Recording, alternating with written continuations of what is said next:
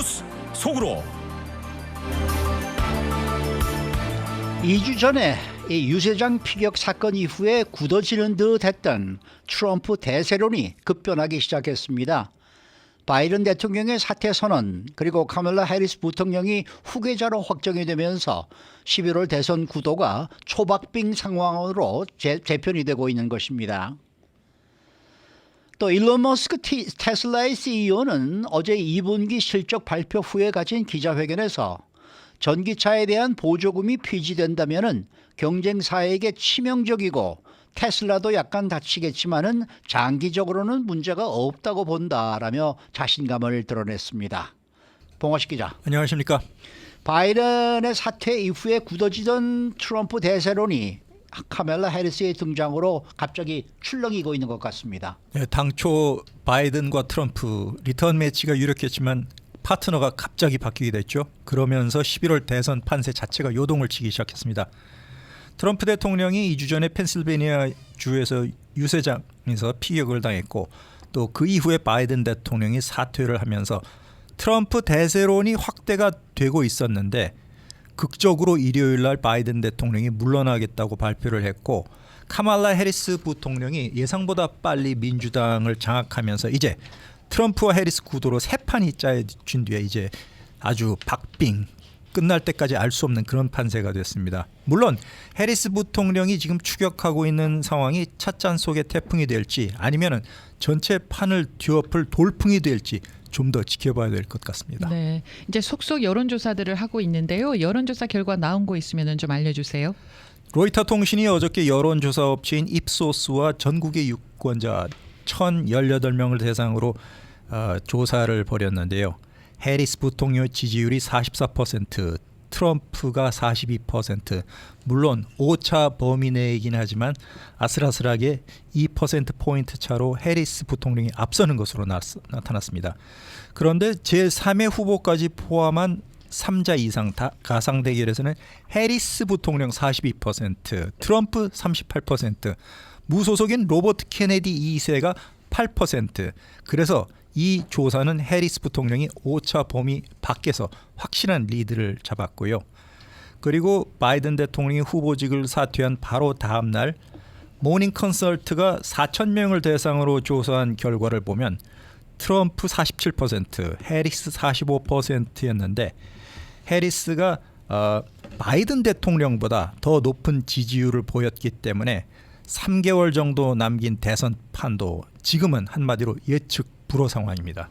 네, 지금부터 CNN의 그 여론조사 결과를 발표하고 있는데 트럼프가 49, 누굽니까 해리스 부통령이 46. 이래서 또 트럼프가 앞서고 있는 것으로 지금 조금 나오고 있는데 어쨌든 이 해리스는 트럼프를 상대로 어떤 선거 전략 움직임을 보일 것 같습니까? 첫 번째 유세를 위스콘신주 밀워키 외곽 지역인 웨스트 앨리스에서 벌였습니다.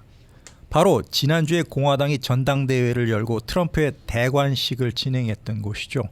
여기를 일부러 골라서 첫 번째 유세 장소로 삼으면서 아주 도전적인 자세를 해리스 부통령이 보였습니다.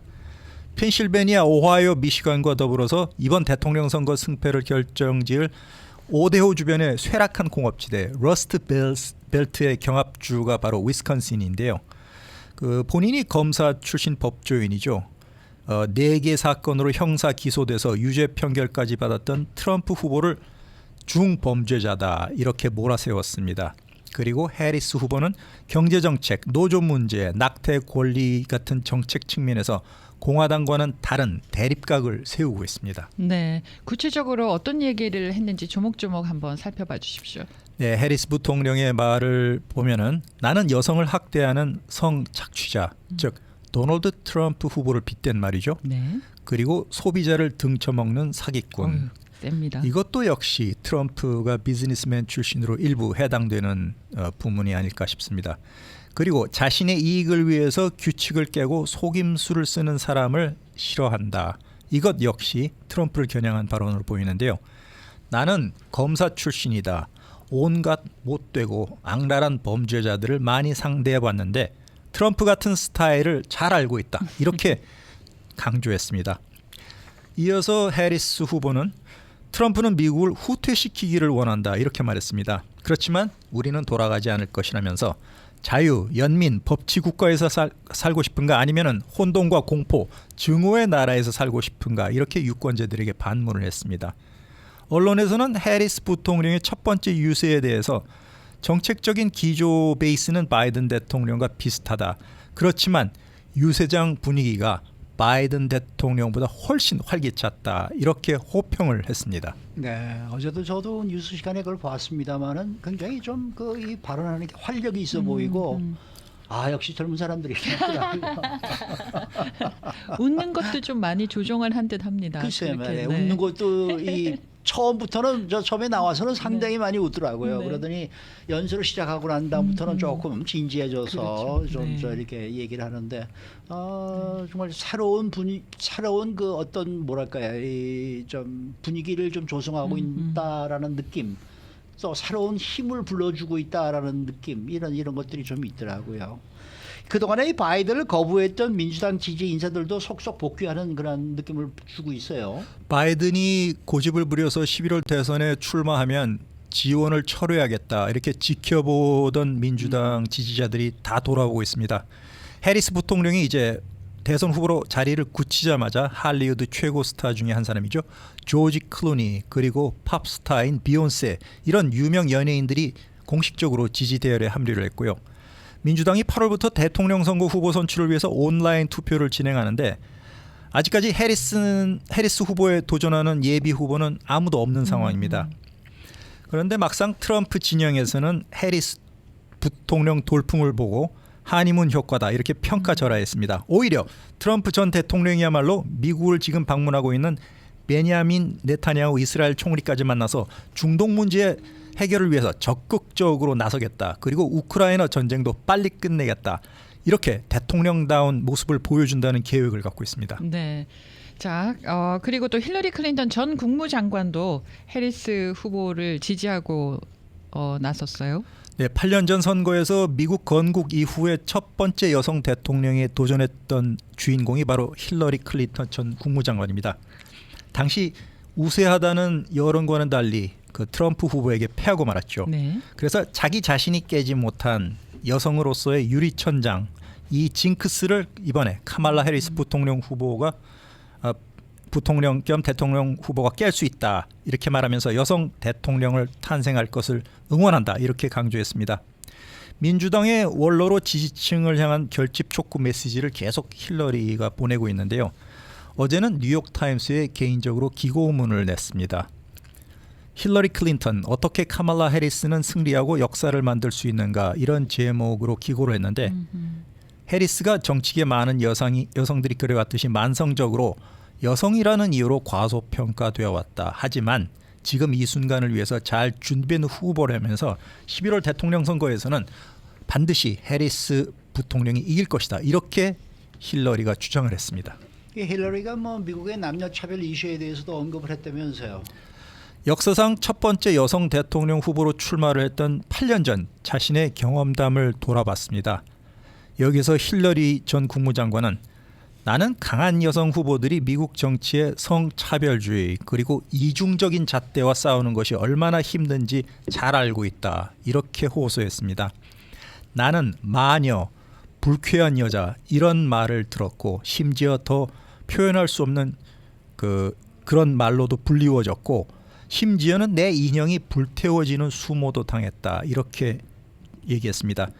그리고 트럼프와의 경쟁에서 일반 투표에서는 300만 표나 앞서고도 선거인단 확보 경쟁에서 뒤져서 낙선을 했는데 내가 그 가장 높은 유리천장을 깰 수 없다는 사실을 아직도 나를 고통스럽게 하지만 두 차례에 걸친 대권 도전. 첫 번째는 오바마 후보한테 패했고 두 번째는 트럼프 후보에게 패했죠. 이 두 차례에 걸친 대권 도전 실패. 여성 후보가 그래도 지더라도 이렇게 나갔다는 사실 자체가 자랑스럽다고 회고했습니다. 그런데 이후에 많은 세월이 흐르면서 이제 해리스 부통령을 위해서는 변화의 조짐이 보인다고 힐러리가 기대를 했는데 자기 자신과는 달리 오는 11월 대통령 선거에서 첫 여성 대통령이 될 수 있을 것이라 이렇게 확신했습니다. 네, 한 가지 또 흥미로운 부분이 있네요. 힐러리 클린턴 전 장관이 기고문에서 개인적인 원한도 담았다 이렇게 얘기가 있던데 어떤 내용입니까? 이 내용은? 네, 힐러리는 트럼프 후보에 대해서 맺힌 한이 많은 것 같습니다. 아, 네. 그 검사 출신인 해리스 부통령이 아까 말씀드렸다시피 마약 밀매업자, 공해 유발자, 약탈적 대출 기관들을 많이 상대했다. 본인도 얘기하고 힐러리도 이렇게 그 거론을 하면서 그렇기 때문에 해리스 부통령이 경험이 많다 이렇게 지지했습니다. 나는 해리스가 대통령으로 첫 번째 임기를 실패했고 현재도 위험한 공약을 추진하고 있는 트럼프 후보를 상대로 강력한 기소를 진행하는 것을 바라고 있다 이렇게 기대했습니다. 즉 대통령이 당선이 된 이후에 대통령 신분으로 카말라 해리스가 그 트럼프 후보의 비리를 단죄해줬으면 한다 이런 희망을 표시한 거죠. 네. 해리스 부통령의 풍부한 법 집행 경험이 범죄 이민에 대한 트럼프 전 대통령의 거짓말을 반박할 수 있다 이렇게 덧붙이기도 했고 특히 힐러리 클린턴은 이렇게 얘기했습니다. 트럼프가 만약 두 번째 임기를 한다면 첫 번째 4년보다 미국이 더 나빠질 것이다. 왜냐? 트럼프 전 대통령의 계획이 전보다 더 극단적이고 더 불안정하게 바뀌었고 그의 최악의 본능 일부를 막아줬던 가드레일마저 사라진 그런 상황이기 때문에 트럼프가 당선되는 것은 미국을 위해서 위험하다. 이렇게 힐러리가 추정했습니다. 지금 그 CNN이 보도하고 있는 그 CNN의 최신 여론조사 결과 지금 49대 46으로 트럼프가 조금 앞서고 있긴 합니다만은 마지막으로 바이든과 트럼프가 맞붙었을 때의 지지율보다는 격차가 상당히 줄어들었다라는 지금 제 보도가 나오고 있네요. 특히 젊은층, 흑인층 그리고 히스패닉들의 지지가 역시 좀 더 많이 늘어났다. 그러니까 이 해리스에 대한 지지가 더 많이 늘었고 바이든보다 훨씬 더 많이 좀 늘어났다라는 보도가 지금 계속 나오고 있는데 아직도 뭐 이게 뭐 그렇게 뭐 한쪽이 일방적인 그러한 이 지지율은 아직도 나오지는 않고 있고 말이죠. 계속 시간이 지나면서 좀 더 지켜봐야 될 것 같습니다. 자, 그런가 하면은 테슬라의 CEO 일론 머스크 정부의 자동차 보조금 폐지 가능성에 자신감을 보였다라는 소식인데요. 네, 도널드 트럼프 공화당 후보가 자기 자신이 11월 대선에서 이기면 인플레이션 감축법 IRA에서 보장하는 전기차 보조금을 없애겠다 이렇게 공약을 했죠. 그에 대해서 우리 테슬라보다는 경쟁업체들이 더 큰 타격을 받을 것이다. 이렇게 일론 머스크 CEO는 자신감을 보였습니다. 어제 2분기 실적 발표 후에 컨퍼런스 콜에서 기자들로부터 관련 질문을 받았는데요. 경쟁자들에게 치명적이고 테슬라도 처음에는 물론 보조금이 없어지면은 약간 다치겠지만 장기적으로는 우리 회사에 큰 도움이 될 것으로 본다. 이렇게 언급했습니다. 바이든 행정부가 IRA 법에 따라서 조건을 충족하는 전기차를 살 때 $7,500의 세금 혜택을 주면서 전기차 보급을 의욕적으로 추진해 오고 있는 현상인데 트럼프 대통령은 이런 전기차 장려 정책에 대해서 이는 중국만 배불리는 자살 행위라 이렇게 비판하고 있습니다. 그렇기 때문에 트럼프는 내가 재집권하면 전기차 혜택을 끝내고 전통적인 내연기관 석유차를 돕겠다 이렇게 공약을 내세웠습니다. 전기차 보조금 폐지하겠다는 그 트럼프 후보의 공약에 대해서 일론 머스크 CEO가 자신감을 드러냈잖아요. 괜찮다. 그 자신감의 근거가 있을 듯합니다. 네, 머스크 CEO가 이렇게 기가 죽지 않는 이유는 보조금이 폐지되더라도 전기차 매출 영향은 생각보다 크지 않을 것이다. 이런 분석했다는 것입니다.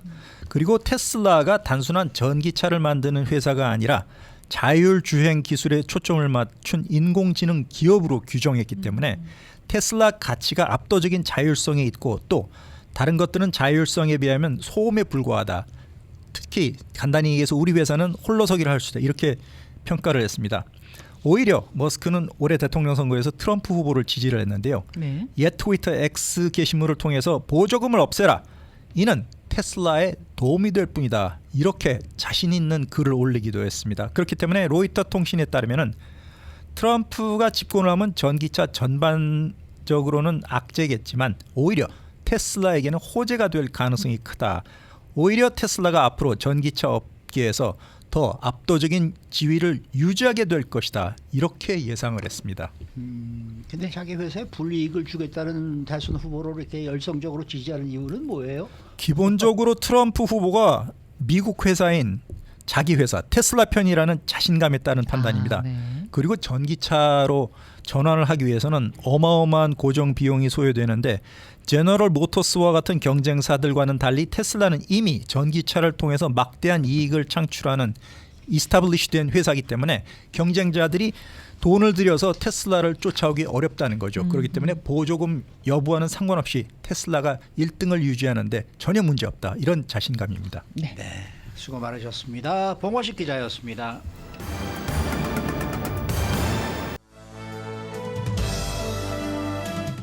인사이드 아메리카.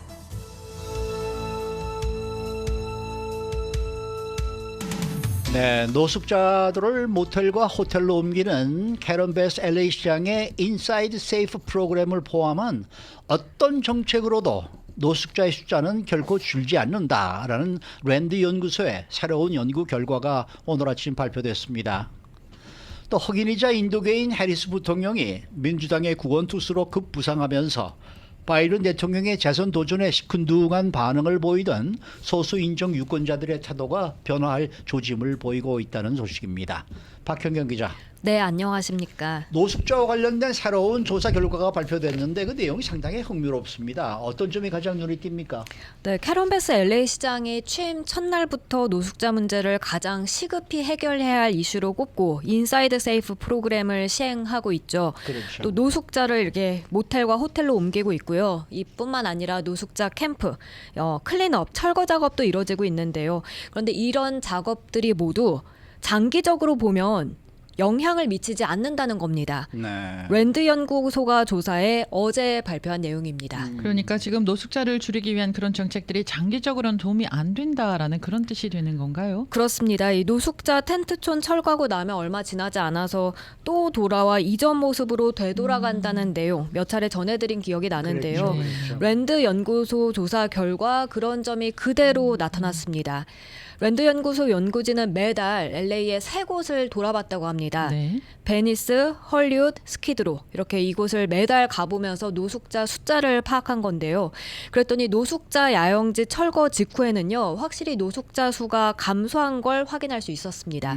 그렇지만 불과 한두 달 안에 이 노숙자 수치는 원래 수준으로 되돌아간 사실을 파악했습니다. 그러니까 노숙자들이 그렇게 단속하고 옮길 때만 일시적으로 피해서 다른 곳으로 이동했다가 다시 원래 지내던 자기 그 장소로 다시 돌아와서 한두 달 후면 똑같이 모습이 된다. 이제 그 얘기죠. 맞습니다. 네.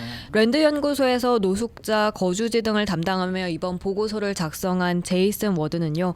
이들 지역에서 노숙자 야영지 철거 작업이 노숙자 수를 지속적으로 감소시키지 않는 것으로 보인다는 그런 증거를 발견했다고 밝혔습니다. 그런 철거 작업이 그저 노숙자를 옮기는 그런 경향이 있다고 전했고요. 또 상대적으로 적은 지역에선 그 숫자가 이전 추세로 꽤 빨리 되돌아가는 그런 추세가 나타났다고 지적했습니다.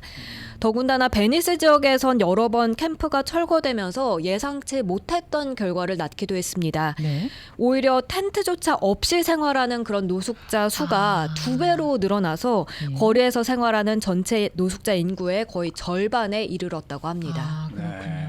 자, 그 노숙자가 LA시의 최대 사회 문제로 지속이 되면서 학계 이제 연구자들이 노숙자의 삶을 더 깊이 연구를 하고 또 보고서를 발표하는데 랜드 연구소의 이번 보고서는 7월 한 달 동안만 발표된 노숙자 관련 3개의 보고서 가운데 하나였다고 하더라고요. 그러면은 다른 보고서에는 어떤 내용이 담겼던 건가요? 네, 사실 노숙자들 가운데 폭력, 차별 이런 피해자들이 널리 퍼져 있다는 건 잘 알려진 네. 내용인데요. 다른 한 보고서에선 그 숫자가 일반 인구, 그러니까 노숙자가 아닌 사람들 가운데 그런 피해를 입는 경우보다도 훨씬 더 많다고 지적했습니다. 그리고 또 다른 보고서는 이 여성 노숙자들 가운데 파트너 폭력이 그 원인으로 지목됐는데 그 반대로 보면 노숙에 대한 두려움 때문에 이런 폭력적인 가정에 계속해서 머무르게 된다는 그런 내용이 담겼습니다. 네, 그럴 수 있겠네요. 네, 그런가 하면 랜드 연구소에서 조사한 LA의 3개 지역 그러니까 베니스, 헐리우드, 스키드로 이들 지역에선 정신적, 신체적 건강 상태, 약물 남용이 불균형적으로 높았던 것이 확인됐습니다. 이는 가장 취약한 계층 중 일부가 이들에게 주택을 우선적으로 제공해야 하는 시스템의 틈새를 빠져나가고 있다. 그런 혜택을 누리지 못하고 있다. 이런 것을 시사한다는 분석이었습니다. 그러니까 이들에 대한 정신적인 치료, 또 약물 남용 치료 이런 것부터 이런 것이 우선돼야 된다는 결론이 되겠네요. 그렇습니다. 네, 네. 이런 배경 속에서는 지금 헐리우드에서 몇 가지 추세가 올바른 방향으로 움직이고 있다라는 그러한 지적인데 이건 또 무슨 내용입니까? LA 카운티 정신건강국이 지역사회단체 연합과 관련해서 협력을 해서 이제 헐리우드 2.1이라는 프로젝트를 진행하고 있는데요. 네. 정신질환을 앓거나 이 노숙자인 사람들에게 보다 포괄적이고 지역 기반의 치료, 서비스를 제공하는 겁니다. 그랬더니 이런 현상이 반복적으로 나타났다고 해요. 네. 거리에서 보내는 시간이 확 줄어들었고요. 또 서비스 제공하는 사람들과 노숙자들의 접촉은 훨씬 더 늘어났습니다. 네. 그리고 가장 높은 비율의 거리 의료 참여가 일어난 것으로 나타났습니다. 그러니까 최영호 앵커께서 말씀하신 대로 그런 것들이 기본으로 바탕이 깔려야 도움이 된다는 것이고 워드가 이에 대해서 상대적으로 효율을 보였다고 평가했습니다. 그리고 이 밖에 또 이번에 새로 나온 노숙자 관련 내용도 짚어주시면 좋겠습니다. 전반적으로 새 지역들에서 인터뷰한 사람의 45%는 만성 신체 건강 문제가 있다고 밝혔고요. 과반인 56%는 만성 정신 건강 문제가 있다고 했습니다. 또 3년 이상 거리에서 살았다고 말한 비율 52%였습니다. 이건 랜드 연구소의 지난 2022년 보고서 당시 57%보단 그래도 약간 감소한 수치였습니다. 그래도 절반 이상이나 3년 이상 그렇게 거리에서 생활한 것이고요. 무려 75% 정도는 1년 이상 노숙자로 살아온 것으로 나타났습니다. 이건 노숙자 관련 시스템을 보다 더 효율적으로 바꾸기 위해서 보다 많은 작업이 필요하다는 걸 시사한다고 이번 보고서는 강조했습니다. 또 이번에 조사 대상이 된 세 개 지역의 노숙자들 차이도 굉장히 좀 두드러졌다는 소식인데요. 먼저 노숙자들의 인종 차이가 뚜렷하게 나타났습니다. 스키드로는 68%가 흑인이었고요. 베니스는 65%가 백인이었습니다. 그리고 헐리우드는요 28%로 라틴계 비율이 가장 높았습니다. 그리고 이 노숙자들의 연령도 알아보면요, 이 스키드로는 노숙자 거주자 헐리우드보다 평균 14살이 더 많았습니다. 그런가 하면 헐리우드 노숙자들은 약물 과다 복용률이 40%로 가장 높았고요. 이 가운데 거의 4분의 1 가까이가 발달 장애를 보고했는데 네. 이건 베니스 지역의 3배에 달하는 그런 수치였습니다. 그리고 교육 수준도 이번에 알아봤는데 네. 베니스 지역 노숙자가 교육 수준이 가장 높은 걸로 나왔습니다. 네. 베니스에선 35%가 대학이나 직업 학교를 다녔다고 했는데 헐리우드나 스키드로에선 그 비율이 약 20% 수준이었습니다. 지역별로도 차이가 굉장히 크게 나네요. 그러니까 이번에 이 발표된 이번 이 랜드 연구소의 연구 조사서는 상당히 뭔가 좀 실질적으로 제대로 된 보고서가 아닌가 이런 느낌이 좀 드네요. 네, 그렇습니다. 그렇죠. 네. LA 카운티 노숙자 서비스국에서 이 조사한 것과 어허. 사실 숫자 자체는 거의 비슷한 추세를 나타냈다고 하는데 이렇게 인종, 뭐 나이 그렇죠. 그리고 그 학교 다닌 그런 경력 이런 것들은 그쪽에서 나타나지 않았던 것들까지도 이번에 나왔습니다. 이거 뭐 우리 한인분들도 이 노숙자들을 위해서 일하시는 분들이 상당히 많으신데 그런 분들이 이제 가끔 연락을 주세요. 이거 계속해서 무슨 뭐 이 사람들을 무슨 어디 호텔에다 갔다가 좋은 방을 준다고 해서 이 사람들 거기서 오래 못 삽니다. 꼭 다시 나오거든요. 그래서 그 다시 나와서 왜 다시 나올 수밖에 없느냐를 연구를 해야 되는데 그것을 보면은 거기가 다 약물 때문에 그렇다. 약 때문에 그렇고 몸이 아파서 그렇다. 이런 얘기들을 많이 해주시더라고요. 그러니까 이게 근본적으로 지금 캐러멜스 LA 시장도 뭔가 좀 이 방법을 좀 바꿔야 되지 않을까 이런 생각이 좀 들기도 하긴 합니다. 네. 네. 자, 대선 소식으로 가보겠습니다. 그 카몰라 해리스 부통령에 대해서 소수 인종 유권자들의 태도가 변화된 조짐을 보이고 있다 이런 소식이 있네요. 네, 에머스트 대학의 미국학 교수 파완 딩그라가 어제 그 악시오스와 한 인터뷰를 보면요, 인도계는 물론이고 미국 내 아시아계 전체가 이 해리스 부통령 대선 출마에 흥분하고 있다 이렇게 전했습니다. 흥분하고 있다고까지. 네, 물론 그 중에서 인도계가 가장 흥분을 감추지 못하는 분위기인데요. 1990년 인도에서 미국으로 왔다는 민주당 지지자는 2008년 버락 오바마가 승리했을 때와 비슷한 느낌을 받는다고 한 인터뷰에서 말을 했고요. 또 달라스에 거주하는 또 다른 인도계 주민은 이 해리스의 대선 출마는 그저 여성만이 아닌 남아시아계 전체에 있어서 큰 한 걸음이라고 전했습니다. 네. 또 인도계 외에 또 다른 아시안 커뮤니티에서도 지금 그런 분위기가 좀 엿볼 수 있는 것 같아요. 그렇습니다. 아시아는 이번에 선거 승패를 좌우할 집단으로 꼽혀 더 주목되는데요. 미국 내 아시아계 인구 지난 20년 사이 갑절 이상 증가했고요. 네. 퓨 리서치 센터에 따르면 아시아계 미국인 유권자 62%가 민주당을 지지하는데요. 전체 숫자로 보면 미국 인구의 7% 정도에 불과하지만 경합주에서 이런 선거 승패를 좌우할 수 있는 집단으로 올라섰다고 선거 전문가들은 현재 보고 네. 있습니다. 또 이런 지적도 있어요. 같은 소수 민족이다. 이 사실 하나만으로 유권자들이 카말라 해리스 후보에게 기꺼이 표를 줄 것이다. 이렇게는 생각하지 않아야 된다. 이런 지적이 있대요. 맞습니다. 이 딩그라 교수가 해리스 부통령이 모든 미국인이 관심을 갖는 문제를 말하되 아시안과 연결되는 방식으로 이야기를 해야 한다면서 아시안의 중요한 특정 외교 정책에 대한 입장도 보다 명확히 할 필요가 있다고 지적했습니다. 3년 반 동안 부통령으로 재직하면서 존재감이 좀 희미했던 것, 이런 것들은 아시안 또 흑인 유권자 확신을 얻는데 부정적으로 작용한다는 평가도 나왔는데요. 한인 알렉시스 리는 MBC 방송 인터뷰에서 네. 자신과 친구들이 가장 요즘 많이 하는 얘기 중에 하나가 해리스 부통령이 지난 2년, 3년 동안 부통령으로 있으면서 어떤 일을 했느냐 이런 말을 많이 나눈다고 네, 전하기도 얘기도 했습니다. 나올 거예요. 네. 네, 네. 수고 많으셨습니다. 고맙습니다. 박현규 기자였습니다.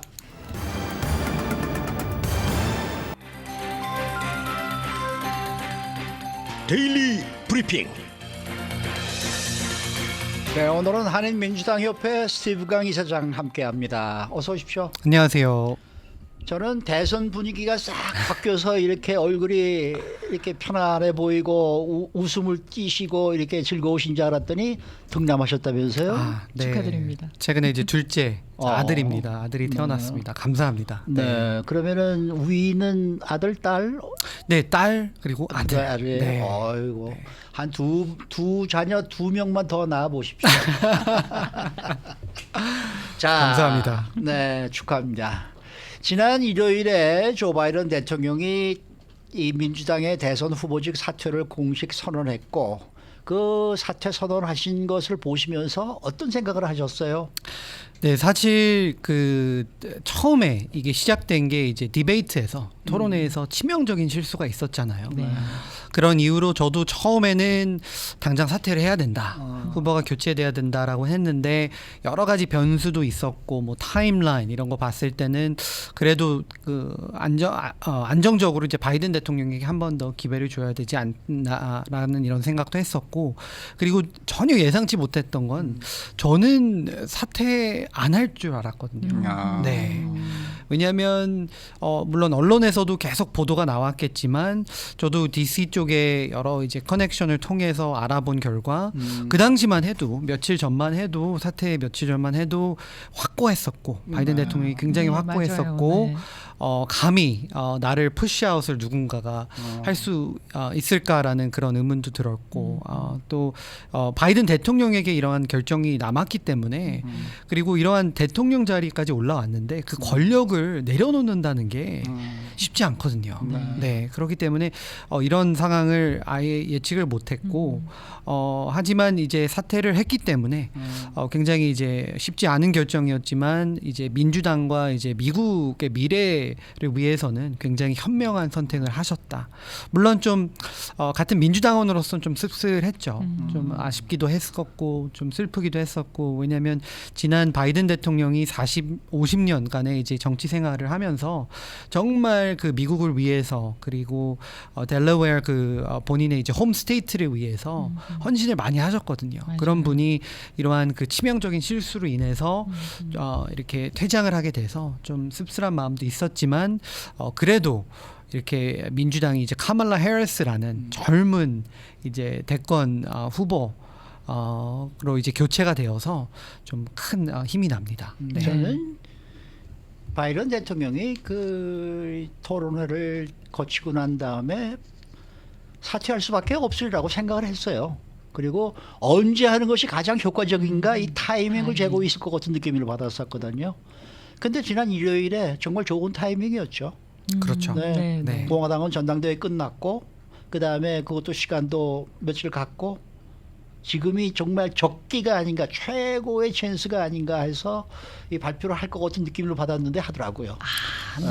그러니까요. 네네. 그래서 잘 된 거예요. 그렇죠. 네. 네. 그러면은 이런 극적인 변화가 일어날 때까지 물밑에서 어떤 그 뭐 작업 같은 게 따로 있었어요? 뭐 일단 이제 보도에 나온 것은 이제 예. 바이든 대통령의 최종 결정에 대해서는 정말 몇 명만의 이제 뭐 패밀리나 뭐 영부인이나 아니면 정말 최측근 이런 분들밖에 몰랐고요. 제가 알기로도 이제 백악관에 근무하는 뭐 고위 관계자들도 거의 이 사태 그 스테이트먼트 성명이 이제 나올 때까지 뭐 거의 한 1, 2분 전까지도 몰랐고 1, 2분 전까지도. 어떤 분들은 참모들은 뭐 그 트위터를 통해서 접하신 분들도 상당히 많았고 그리고 이제 민주당의 이제 다른 리더들도 전혀 몰랐습니다. 뭐 예상은 하신 분들은 있었겠지만 하지만 이제 더 놀라운 것은 이제 사태 발표가 난 이후 이제 바로 이제 조 바이든 대통령이 성명을 통해서 이제 카멀라 해리스 부통령을 이제 새로운 이제 민주당 대선 후보로 지지를 했는데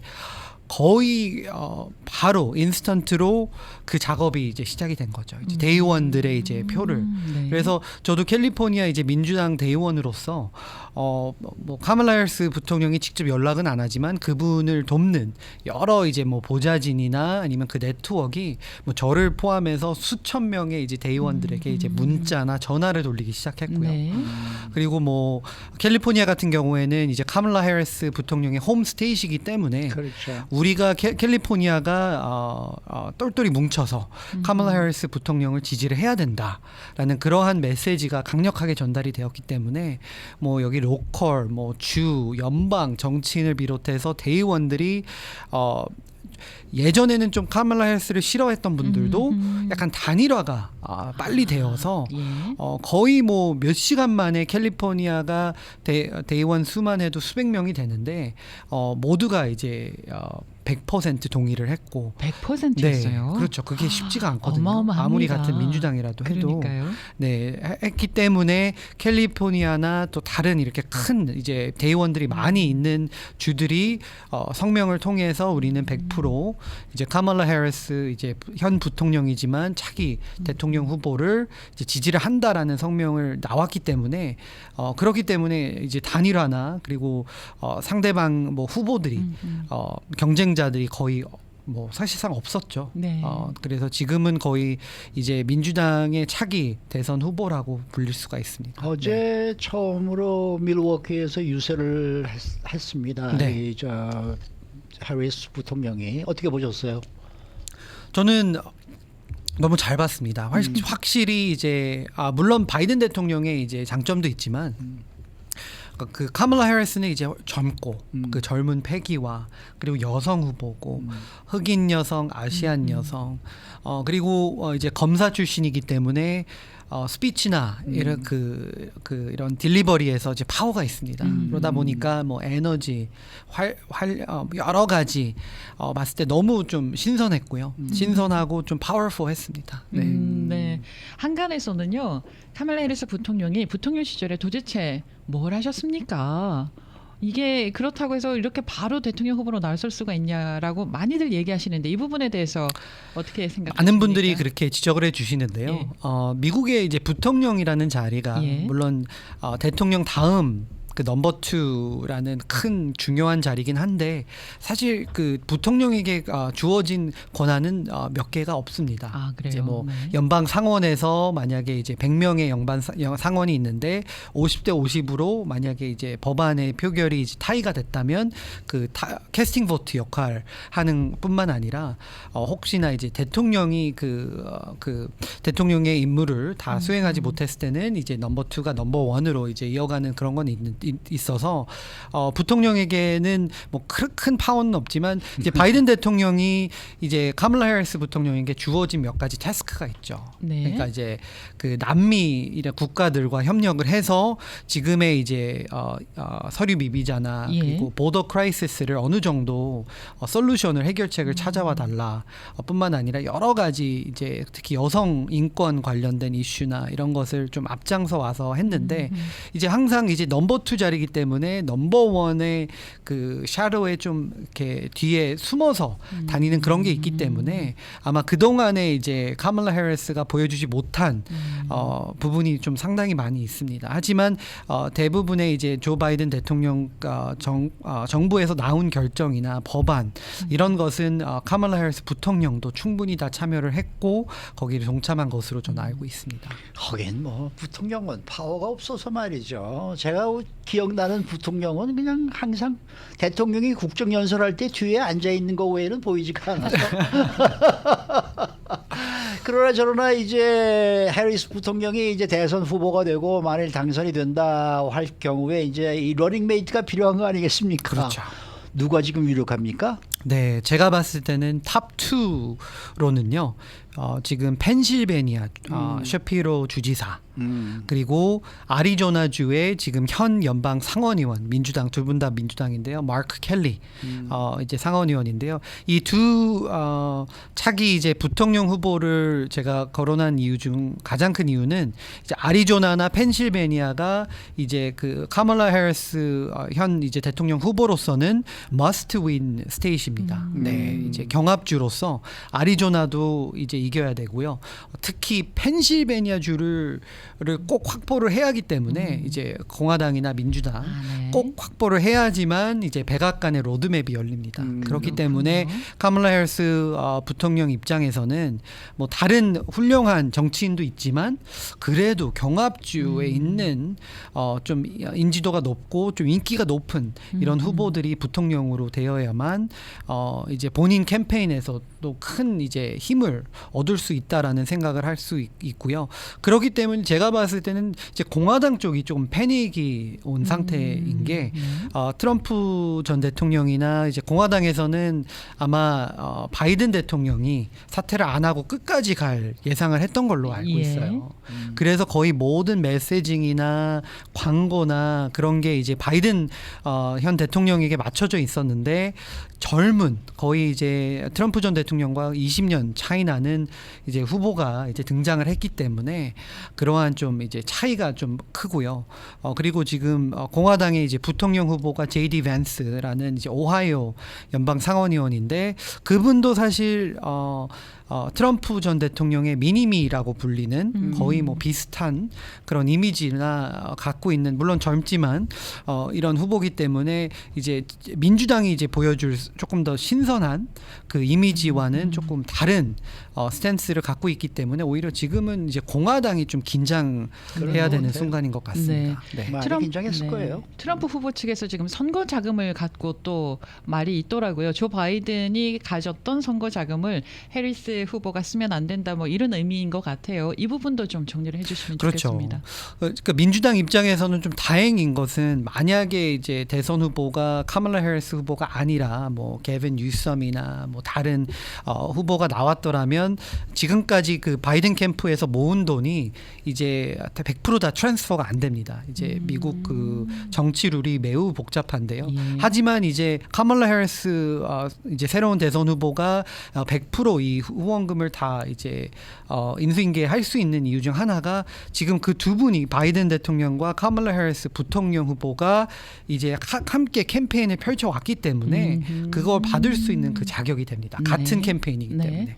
하지만 이제 뭐 다른 후보였으면 완전히 캠페인 이름도 다르기 때문에 이 트랜스퍼이 안 되는데 그래서 지금 공화당이 주장하는 예. 그러한 것은 팩트 체크가 제대로 안 된 거고요.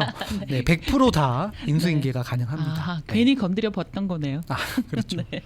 시간이 뭐 별로 많이 남지 않았는데 어떻게 보세요? 지금 이 밥 메넨데스 민주당 연방 상원의원 이 뭐 의원직을 8월 20일자로 사퇴를 하겠다고 지금 발표를 했는데 그렇게 되면은 앤디 킴 뉴저지 상원의원 후보가 더 일찍 좀 상원 의원이 직을 인수인계 받을 수 있을까요? 저도 좀 기대를 하고 있었는데요. 네. 근데 아쉽게도 물론 이제 11월 선거에서 이제 한인인 이제 앤디 김 후보가 이제 거의 당선 확실시 되고는 있는데 지금의 이제 뉴저지 주지사와 좀 관계가 그렇게 좋지 않습니다. 왜냐하면 그분의 이제 와이프가 영부인이 이제 출마를 했다가 좀 안 좋은 결과로 좀 일찍 사퇴를 했는데 그래서 저도 알아본 결과 뉴저지 이제 주지사가 임명 권한이 있습니다. 남은 텀을 몇 달 안 되지만 그래서 그 텀을 이제 다른 자기 측근에게 그 넘길 가능성이 높다고 해서요. 그래서 몇 달 남진 않았지만 그래도 이제 앤디 김 후보는